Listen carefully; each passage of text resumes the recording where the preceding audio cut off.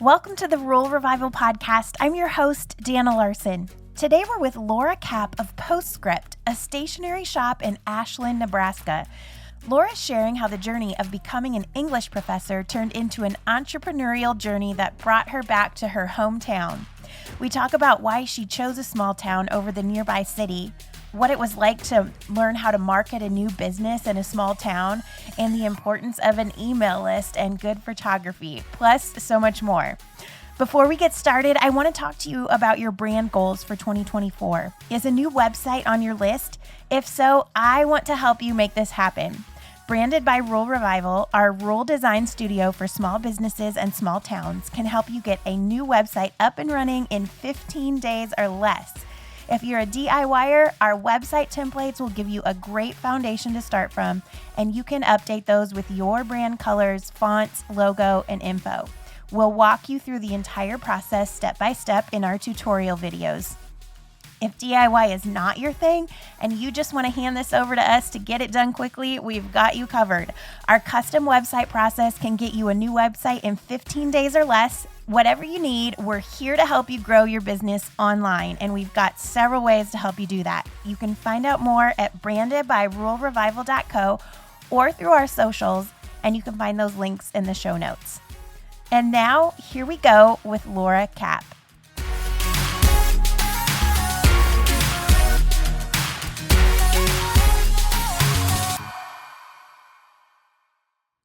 All right, well, we're here today with Laura Capp of Postscript in Ashland, Nebraska. Laura, thanks for being on the podcast. Thank you for coming to talk with me. It's so nice to be here. Yes. Tell us a little bit about you. Were you born and raised here in Ashland? I was born and raised in the country, about 10 minutes outside of the town of Ashland. We were zoned into a different school district, so I didn't attend Ashland Greenwood, but, we came here for pizza and groceries at No Frills, so I was familiar with the town for sure, and, just one of our regular stops. Yeah, great. So have you always loved writing and literature? I have. I always loved school and pretty much all subjects, but I really adored reading and writing, and always kind of gravitated toward those classes. So I majored in English in college and then went on to study English in grad school as well. Okay, so tell us a little bit about your career path and where that has led for you. Okay, so I just loved reading and writing so much, I just kind of assumed that I would stay in school forever, essentially. That was my plan. I wanted to become an English professor, so I studied English in college and then went to the University of Iowa in their doctoral program to essentially apply to become an English professor. While I was in that program, we were reading so much so quickly and just really dense material all the time that I really just needed to find something to do with my hands, just to, spend some time in a different mode. Yeah. And I moved to Iowa not knowing that they had this kind of amazing program called the Center for the Book, which teaches traditional book arts. So I signed up for a calligraphy class, which was still working with language, but rather than going through everything so quickly, we slowed it down to, working on individual letters, working on individual strokes of letters. And that was such a nice balance for me. And I really loved working with language in that tactile way. And I just kind of kept taking classes in that program as I went along. And then as I was, writing my dissertation and kind of preparing to go on the job market, a couple big sort of catastrophic things happened. One of which was, the economic downturn of 2008. Our job market sort of tanked. I was watching friends go on the market and, be really lucky to get an interview, let alone a job offer. And taking, whatever jobs came along. And so that was discouraging, to say the least. And then the second major thing that happened is my husband and I trepidatiously decided we were ready to start a family, and we got identical twin girls. So when I was defending my dissertation, they were 11 months old, and I just didn't know how I was going to swing it to start a job as an assistant professor. And while these kids were so little. At that time, it so happened that the Center for the Book, became an MFA program, and there was the opportunity to reapply to grad school there. So I did that. I learned letterpress printing. I took more bookbinding classes, just really immersed myself in that world. And by the time I got done with that, I just knew I really wanted the freedom to, have more agency over my career and have a career that was more creative than I think what a traditional academic job would have allowed me. And there might be, a handful of positions like that across the country, but it felt like the surest bet was for me to just try to invent it and see what happened. So yeah, that's how we landed here today. Okay, so that's kind of how the idea developed. Do you feel like that was something that you kind of, I don't know, was in your head for a while? I think it was starting to quietly develop in the background as I felt, some reservations with the life of an English professor. You do a lot of writing as an English professor, but it's largely academic writing, publishing in literary journals. I just liked to write more creatively than that and to more of a general audience than one that reads literary journals. And so that was kind of troubling me. We were spending all of our vacation time visiting one family or the other. So I also kind of just wanted to be able to plant ourselves closer to family so that the logistics of life were a little bit easier to handle. So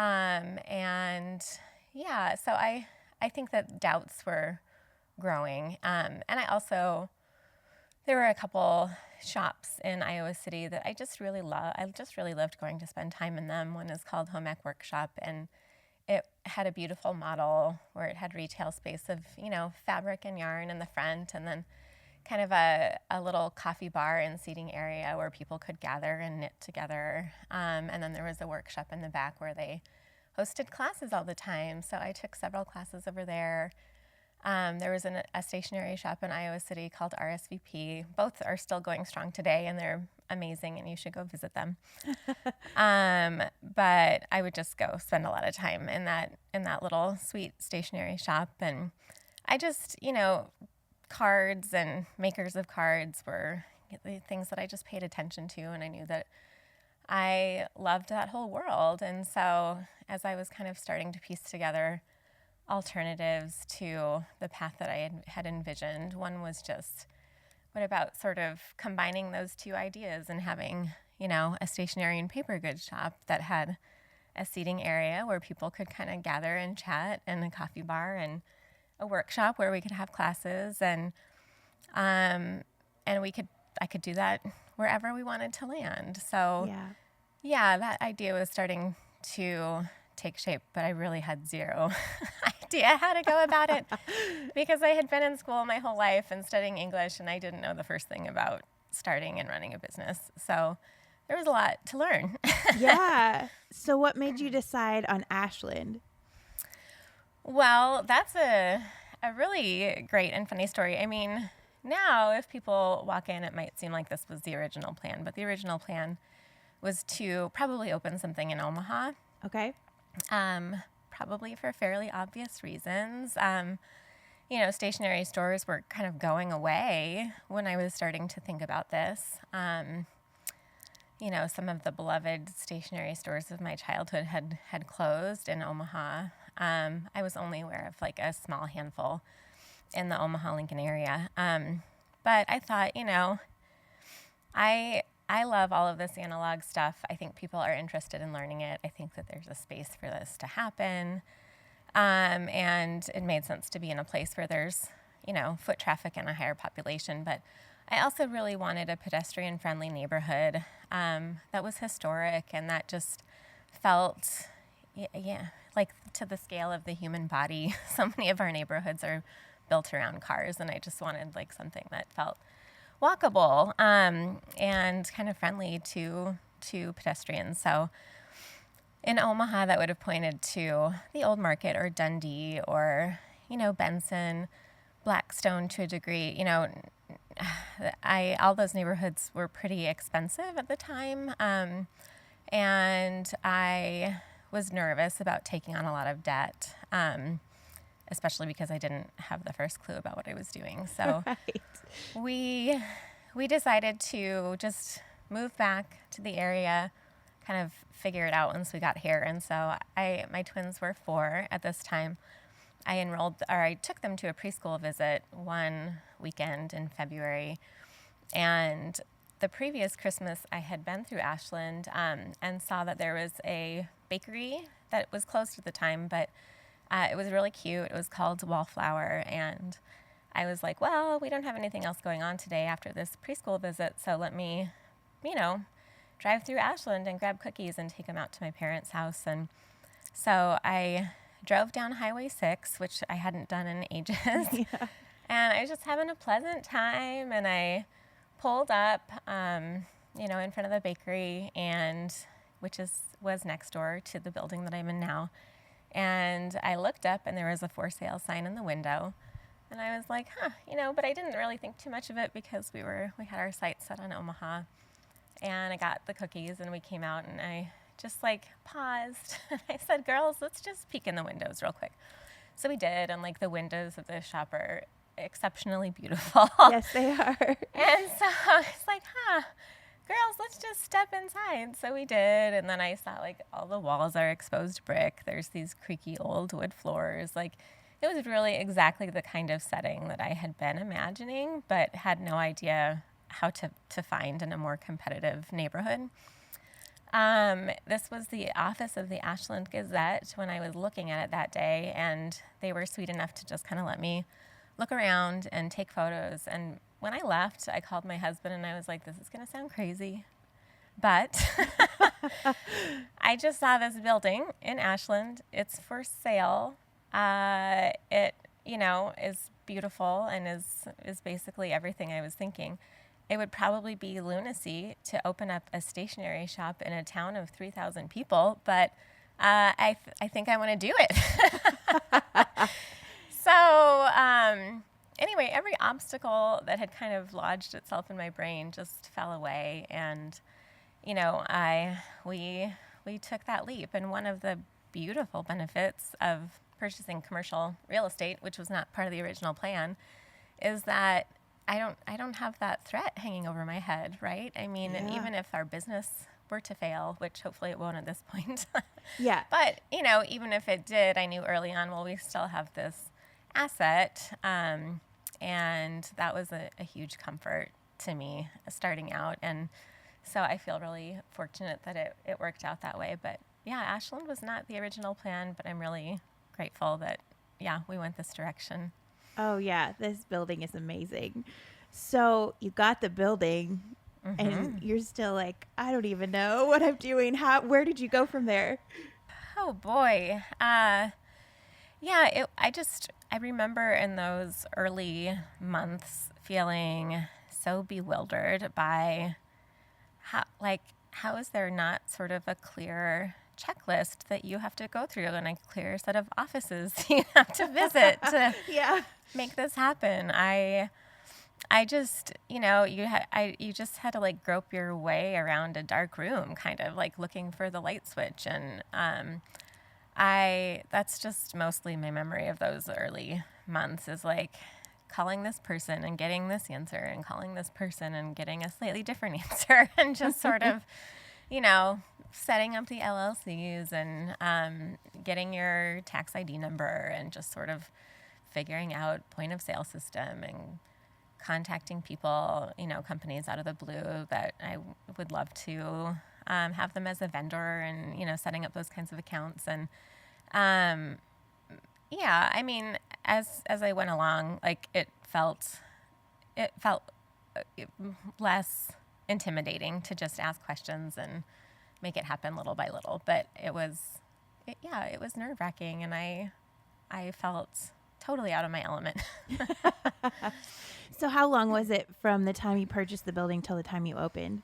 It was about a year and a half. Okay. And partially that was because we had enrolled my twins in preschool in Omaha. So for an entire year, I was, driving them back and forth to their Omaha preschool every day. And so we were kind of working on the building a little bit here and there as that year went along. But, and I substituted at UNO for a semester to teach book arts, a bookbinding class and a letterpress printing class. So I was kind of working on that too. So once we wrapped up that year of preschool, we spent the summer, just finalizing all the prep in the building and getting set up, and opened in the fall of 2015. Yeah. So you're now, 9 years in? Yeah, nearly. Yeah. Okay. How have you seen the business evolve and grow since first opening your doors?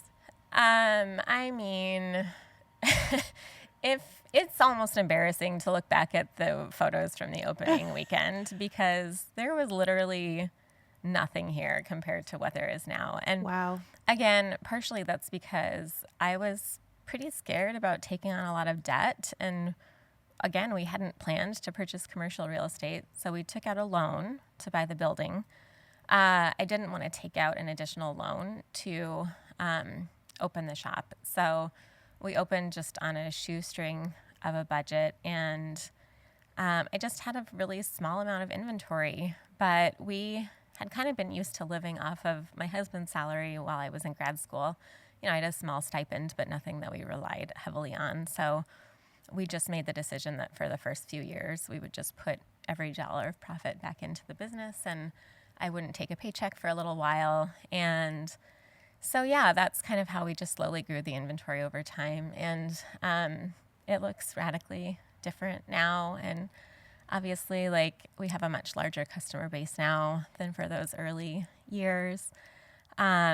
I didn't really know a lot about marketing. I didn't have a lot of experience marketing. So, I was sort of the belief that, if you build it, they will come. And so I was here. Yeah. I showed up every day. My door was open, and nobody was coming. And really, I was I better figure out how to let people know that I'm here. And that has just been sort of a long and hard process, the marketing part of it for me. But yeah, I mean, it just took time for people to find it, for people to tell their friends, for people to, bring others back, and to just find the people who love this sort of thing and want to make it kind of a regular part of their lives. Yeah. So at the time, now downtown Ashland has a lot of really cool things going on. Were those things here? Some of them were. Glacial Till brings a lot of people into town, and they were here before I opened up. And we've got a lot of businesses on the main street that have been here for a very long time. I mean, the Gift Niche down the street has a large following. Willow Point Gallery brings people into town. But some of the other things that people really enjoy about Ashland today were not here when I opened.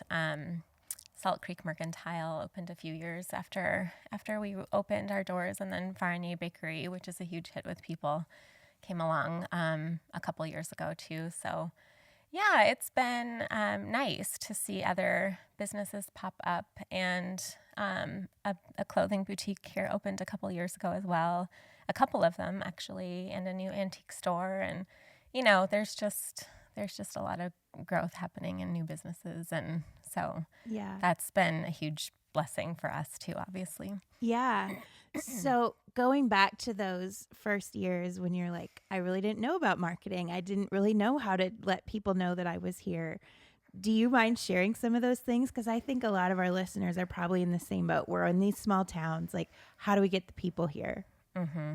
I mean, part of my hang up was that I'm a pretty introverted and shy person, I would say, who really doesn't like to talk about myself. And because the business is such an extension of who I am as a person, it just kind of was always emotionally charged. Was it for vulnerable? Me. Yes, extremely vulnerable. Yeah, I can imagine. Just feeling you're always saying hey, look at me, pay attention to me, when that's really counter to my personality. So gosh, I mean, I, like most people, I kind of just tried to do a good job on social media. And as time went on, I sought out some coaching. And one of the really important things that I learned was like, rely on your email newsletter list. Like, you have ownership over that relationship. You don't have ownership over these other social media platforms. They could disappear tomorrow. And like, if you're putting all of your eggs in that basket, you're going to be totally vulnerable to other forces. So Yep. I just tried to start doing a better job of communicating over email newsletters and kind of using those as a platform to use, my English degree and my love of writing. And yeah, I realized that I didn't have to do marketing the way that I was being marketed to by a number of other companies. So one of the decisions that I made, or realizations I had, was I didn't use email because I didn't like email. And often in the beginning, when people were giving me their email address, it was like, don't worry, I only use it, once in a while. I'm not going to be like spamming your inbox. Yeah. And it was like I was apologizing to people when they were giving me their email address and saying like, I'm curious about what's happening here. And I realized it was because like I have a really negative relationship with email marketing, because the vast majority of it is like, shop now, this is a sale. It's very urgent. Like, you need to act now or this is going away. And yeah, I just always felt like all I am to all of these companies is a vehicle for a credit card. Like, I'm not a human being. Nobody has like my best interests in mind as a human being. And so I didn't think I could use email because I didn't want to use it in that way. And so I finally had a realization that I could use email, but do it in my own way and talk to people as though they were human beings. And the kinds of things that I sell and the kinds of things that I'm passionate about are all sort of meant to allow people to have a richer experience with language and literature in their lives, right? So like, we sell greeting cards that people use to write to friends and family. We sell books, children's books, picture books that people can share with their children.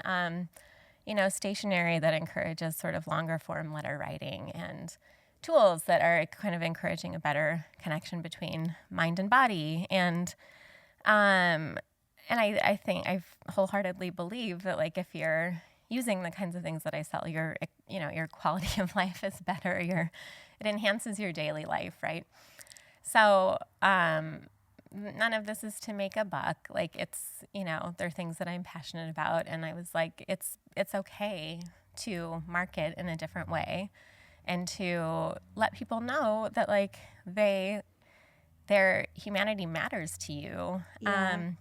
And so once I just started writing newsletters, as though I'm like talking to friends, and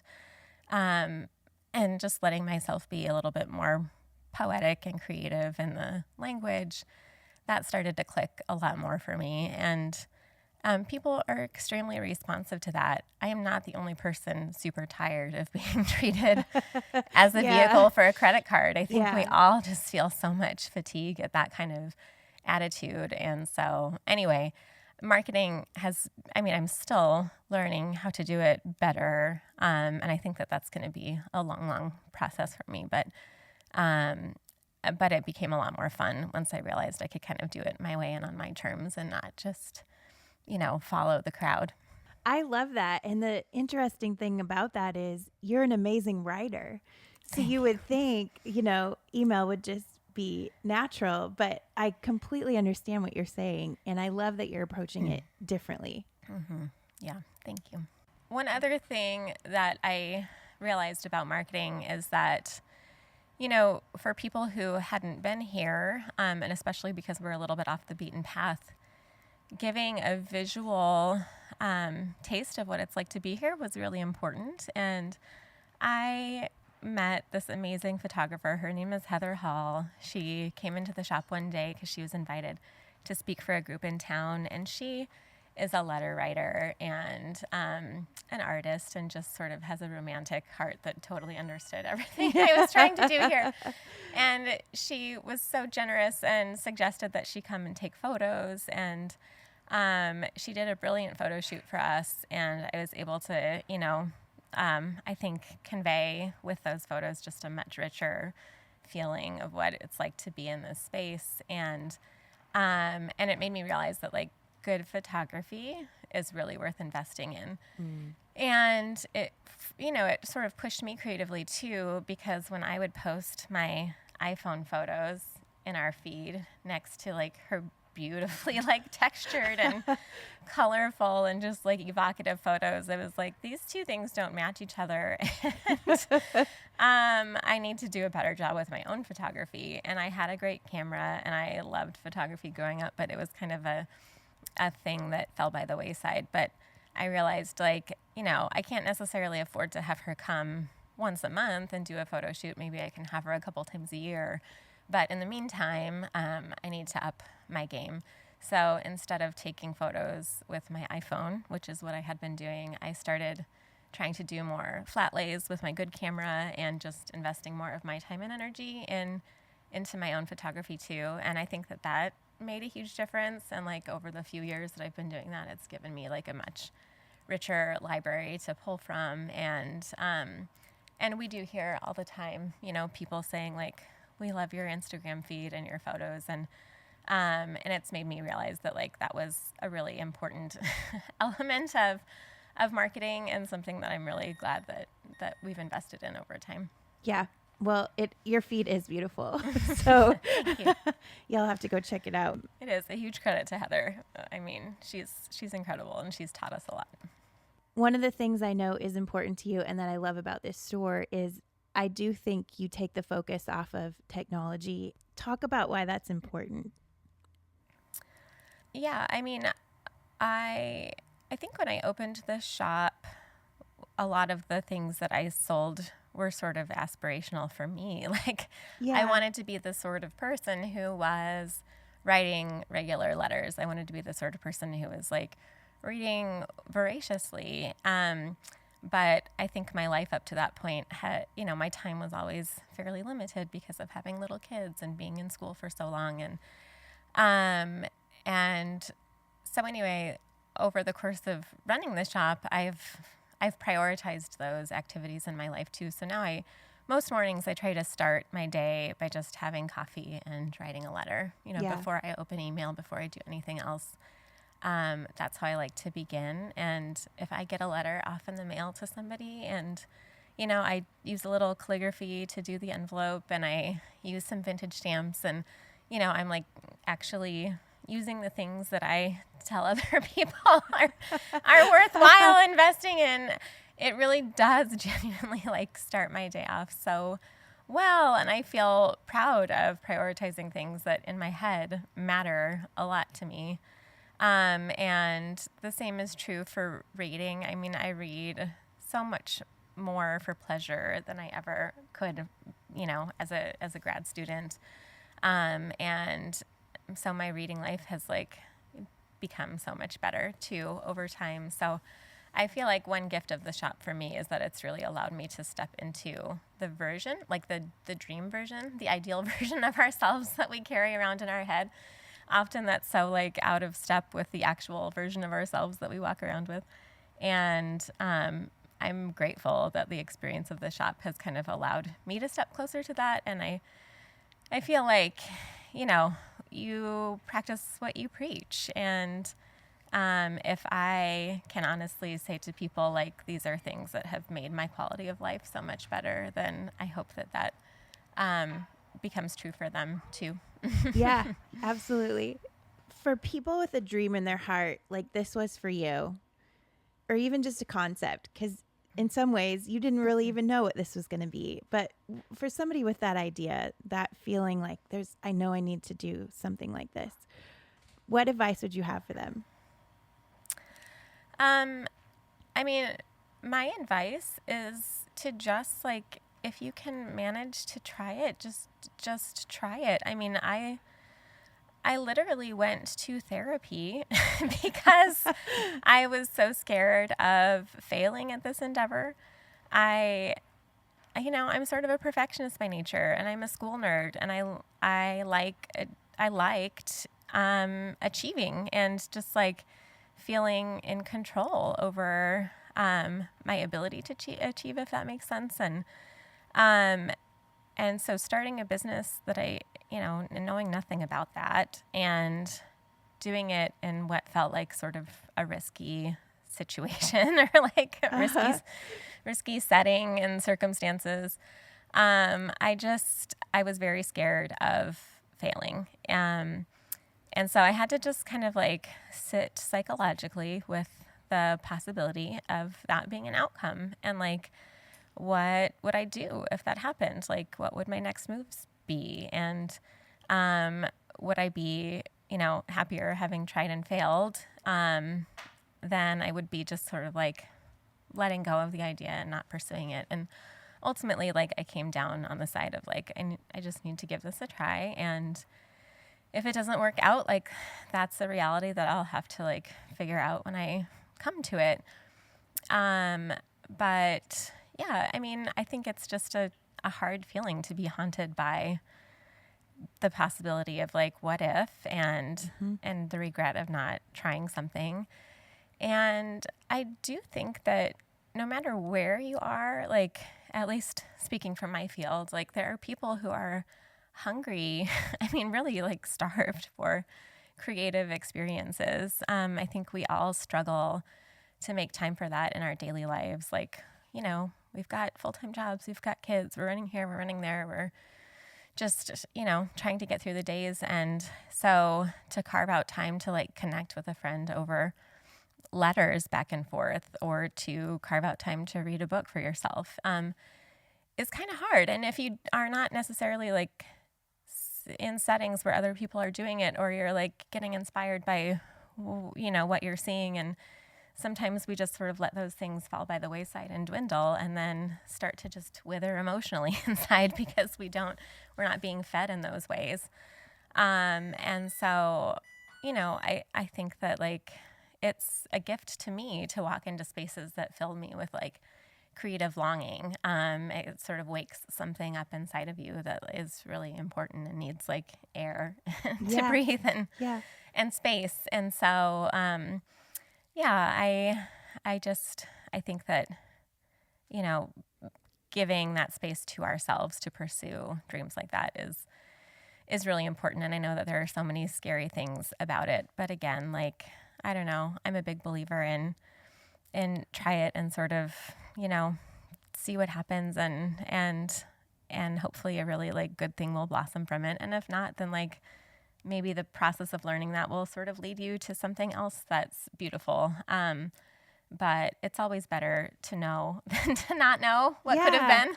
Yeah, absolutely. What has it been like for you to move back to Nebraska and be back around your family and have a shop in a small town and raise your kids here? It's truly been wonderful and life-giving. That was another psychological hang-up I had to get over, because I think that we're raised with these notions that success means, when you grow up in a rural area, success means moving off to a big city and sort of like making it in that context. I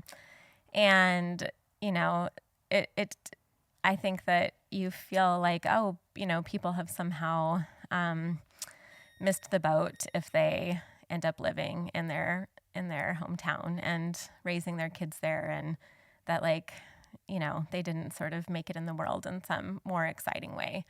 And so I had that. We ended up ultimately, my husband and I, building a house next to my parents. And I was like, is this just the weirdest thing for a 30-something couple to do, to like move literally back to the road that I grew up on and build a house here? And what are all my high school friends gonna think of me? And like, you know what I mean? Like, it was scary, but we did it anyway. I was like, Laura, you know that none of that matters, like judgments, whatever. It's totally fine. This is what matters is like how you feel about it, how Josh feels about it, how, what you think this is going to be like for your family. And we moved back, and it's been just like amazing. I mean, it's good for my parents to have that kind of time with my kids. It's good for my kids to have that kind of time with my parents. It's good for me and my husband.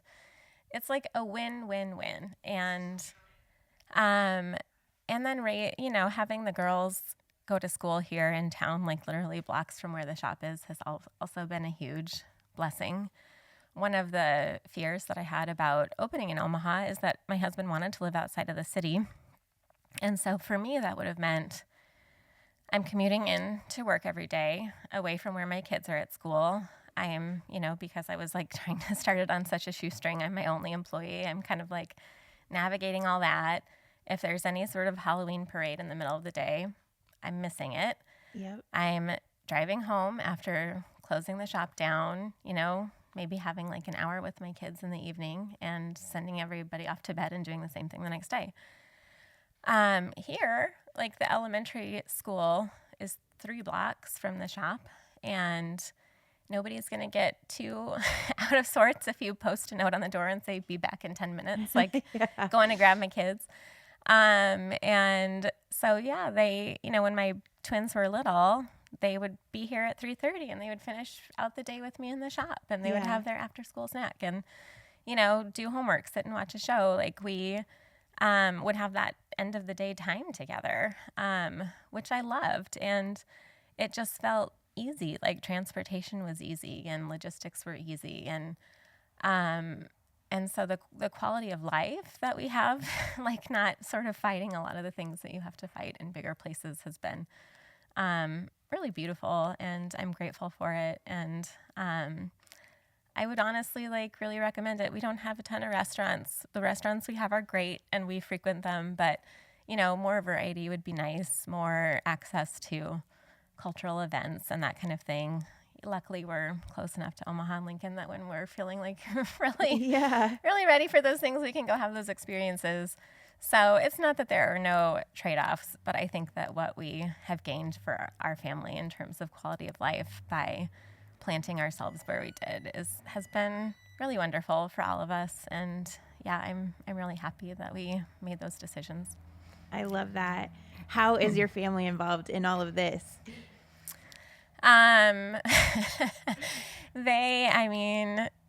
Whether or not it's their will, they're very involved.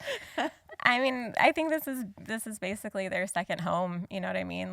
This is where they land after school. My older daughter, my twins are now 14, so often after school they're down at the library or doing this or that at school. But this is kind of a way station for them. They come, they drop their backpacks off, we say hi, they make hot chocolate, Perfect. Go on their way. But my twin daughters are big readers, and they read a lot more like middle grade and YA fiction than I do. So when somebody comes in asking for recommendations about those books, and I'm here and they're here, I'm like, girls, you take this because you know more than I do. So they have great recommendations for customers. They work the counter with me in the summers, and they, can make lattes. They can make all the beverages. And so that's fun having them involved in those ways. And I have a third daughter now, and she's just about to turn 7. And she's like a shop mascot, I would say. She's here after school too, and I love it. And she actually she really likes flat lays, which I do from time to time in the windows, put together, color coordinated sort of little arrangements of the things that we sell. And she likes to do those and help with those. And and she's just kind of a shop presence, and I'm sure I will rope her in the same ways that her sisters have been roped in over time. So what's next for you? You've built an incredible business. Your family is involved. What's next for you? I am kind of taking a little bit of a creative break this year. For the last 2 years, I've worked pretty intensively on a project called Poetry by Post. It's a poetry mail subscription where I work with a different poem every month written by other people, and then write a letter about it and then send it to, a base of subscribers. And that really brings together all the things I love. It's poetry, it's literary analysis, but like with a creative spin. It's mail, and the way I did it recently was digitally printed, but it's like still kind of evoking the use of vintage stamps and that kind of thing. So that's a project I love, and I think it could be its own business, but I kind of got to a point with it where I either need to like scale it back because it's too much for me to handle along with kind of regular shop duties, or I need to hire somebody and kind of invest more in it. So I don't really know which way I want to go with that. So I'm just kind of sitting with that for a year and taking a pause on it. And in the meantime, I'm just kind of focusing on the shop itself. We're doing a little bit of rearranging, and I'm just kind of, trying to focus on better signage and better systems. We've got 4 employees now, so just communicating among all of us is becoming more important. And things just accumulate over time. So right now I'm kind of in a season of clearing and cleaning out and just kind of trying to make what we have better. And then we'll see where I go with the literary project from there. Okay, I love it. Well, before we go, a couple quick questions. What's your favorite book? Well, my favorite book is To the Lighthouse by Virginia Woolf, and it's amazing. Everybody should read it if you haven't. Okay. How about favorite product in the store? I mean, I've got a lot of favorites, but the thing that leaps to mind is the Task Pad by Shorthand Press. It's a top spiral kind of to-do list, but I think that the size is perfect. The design is perfect. It's just like the perfect product.